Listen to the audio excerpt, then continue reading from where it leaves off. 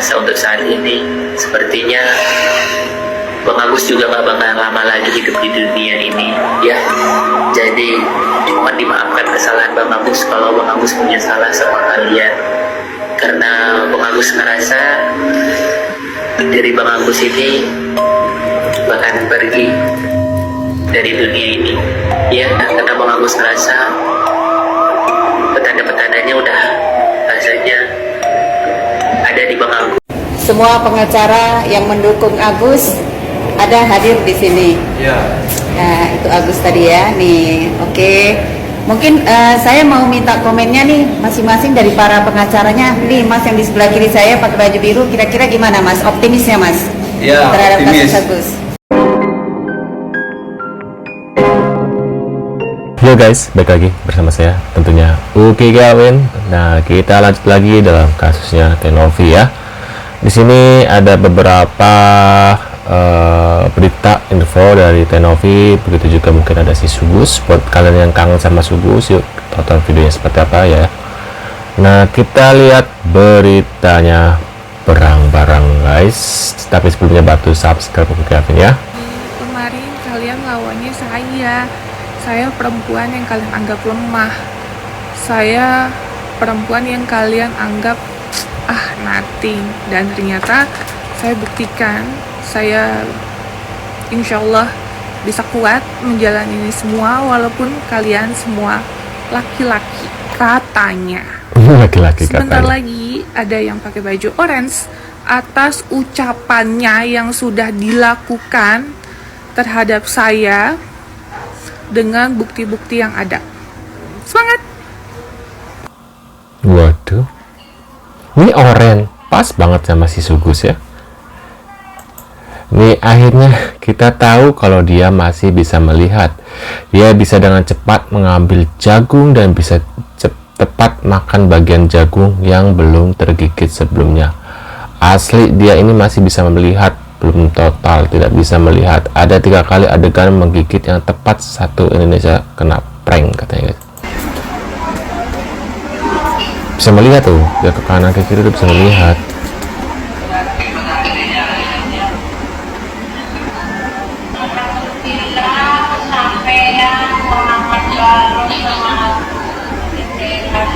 Beda sama Bang Icang, harus meraba ini mah benar-benar ya.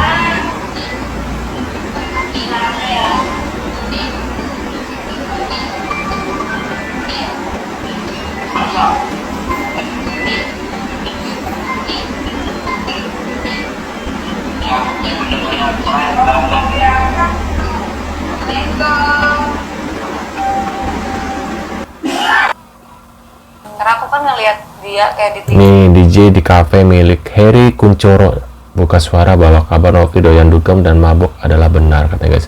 Heri Kuncoro ini sedang pansos ya. Kayak sedih, nangis apa, terus aku Ini juga sama dia pansos chat nih. aku bilang kayak jangan jatuhin aku ya, jangan bilang aku mabuk. Karena aku ada anak-anak asuh, jadi akunya kayak kasihan ya. Boleh lihat chatnya? Boleh sih, aku udah kirim kan ya. Iya, kita lihat ya. Nanti ininya di blur itunya. Kenapa aku klarifikasi kayak gini? Karena aku kayak ngerasa bersalah ya, bukan gimana atau mau ngejatuhin ya, bukan. Cuma aku memang kayak ngerasa bersalah gitu, akunya kepikiran terus. Merasa bersalah. Kenapa coba? Apakah ada korban di sini? Kan tidak ada korban. Kenapa pas lagi viral baru dibongkar gitu? Apakah ini hanya untuk ajang, untuk menjatuhkan supaya dia terkenal gitu, supaya dia diundang gitu ya sana sini gitu ya, diundang sama wartawan gitu loh guys. Soalnya ini maaf ya, wanita ini mirip ani-ani gitu loh guys, ani-ani, wajah-wajah ani-ani seperti ini guys, simpanan. Aku pulang dari podcast kemarin, kepikirannya kayak aku bohong kayak gini, terus bulan kemarin tuh aku bener-bener gak ada event, gak ada kerjaan sama sekali.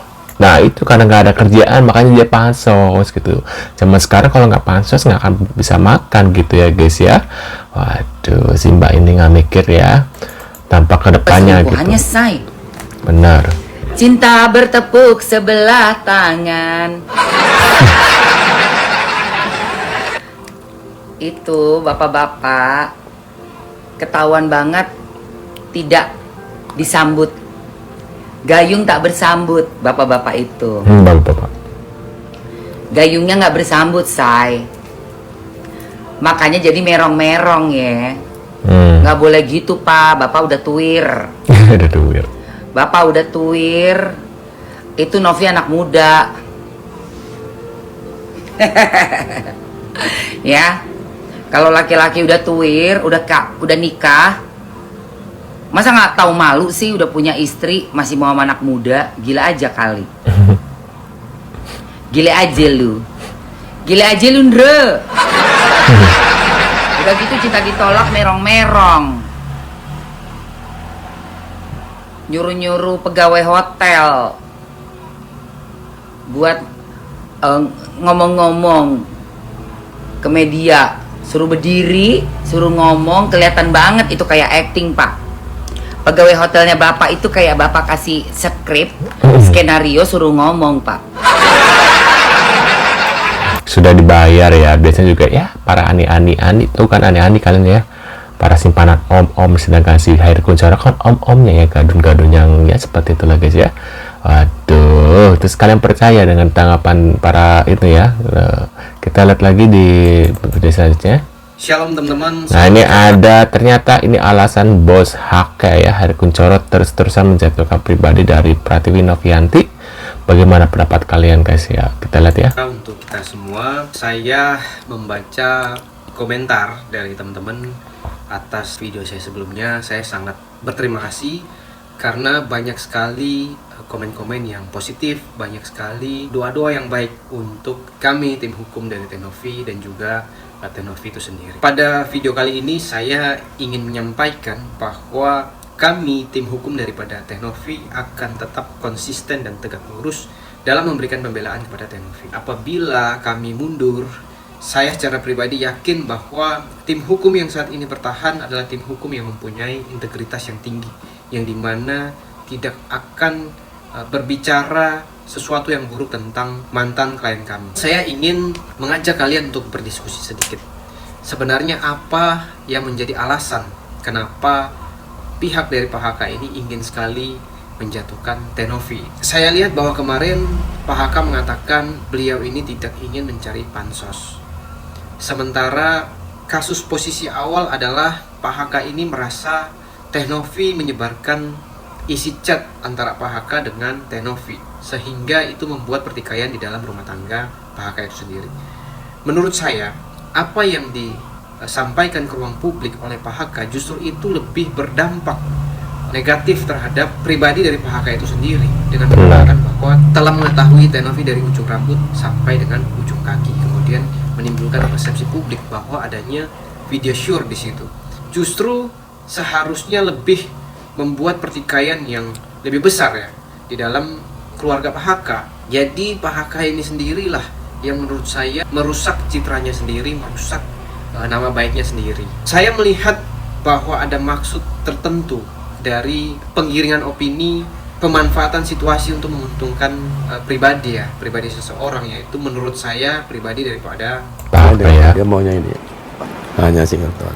pada video yang barusan teman-teman lihat itu terdapat sebuah minuman yang katanya Tenovi suka minum minuman ini. Saya melihat case di situ, minuman ini telah ditata di situ dengan begitu rapi, dan kemudian melalui suatu dialog dan dikatakan Tenovi sangat suka minuman ini dan diucapkan berkali-kali merek daripada minuman ini. Kemudian saya juga melihat video yang ini. Kalau Tenovi sukanya minum, kalau barang aku ya, biasanya singleton sih. 2-3 botol gitu, sama krunya. Sama krunya, nggak Tenovi sendiri, sama kru. Singleton. Setahu aku ya, selama sama aku ya singleton itu yang diminum. Biasanya 2 botol singleton. Ini kelihatan banget bayarannya. Diucapkan berkali-kali oleh asisten daripada Pak HK itu sendiri. Kemudian ada juga yang ini. Beliaunya juga minum singleton.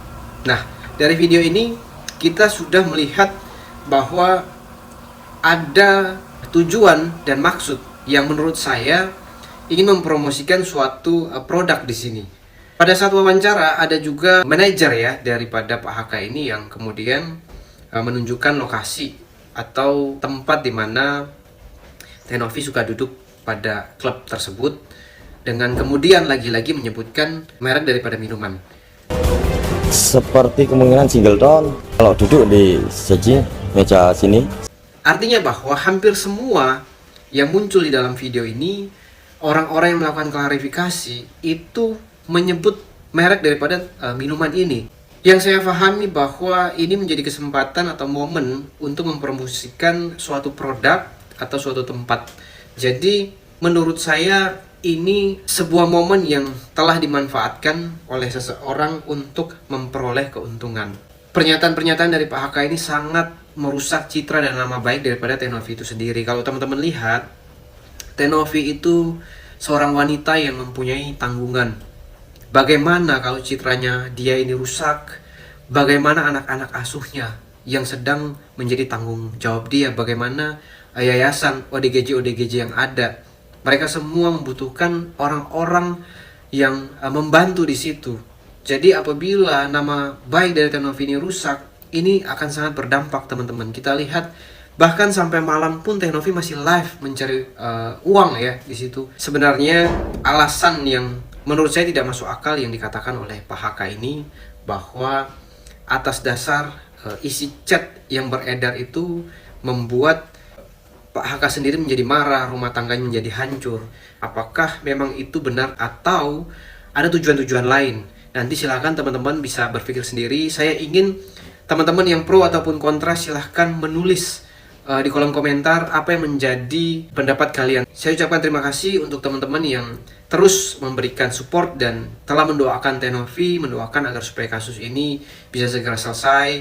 Saya harapkan teman-teman di rumah bisa selalu diberikan kesehatan dan dilancarkan segala urusannya. Terima kasih teman-teman.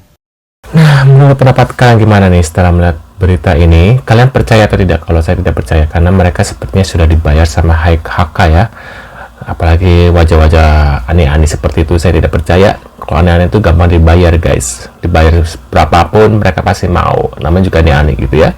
Jadi menurut kalian gimana? Tulis di kolom komentar. Mereka nggak mikir gitu ya, apa yang akan terjadi jika ada apa-apa dengan Teh Novi? Bagaimana anak asuhnya? Bagaimana ODGJ gitu? Apakah mereka mau merawat gitu? Pak HK mau merawat ODGJ atau anak angkatnya gitu kan? Nggak akan mungkin ya, akan ada yang mau gitu ya merawat ODGJ gitu ya, termasuk Farhad Abbas atau Agus, mana mau gitu ya merawat ODGJ. Nah, menurut kalian gimana? Tulis di kolom komentar. Terima kasih sudah hadir dan jangan lupa bantu subscribe dan sampai jumpa di video selanjutnya. See you guys.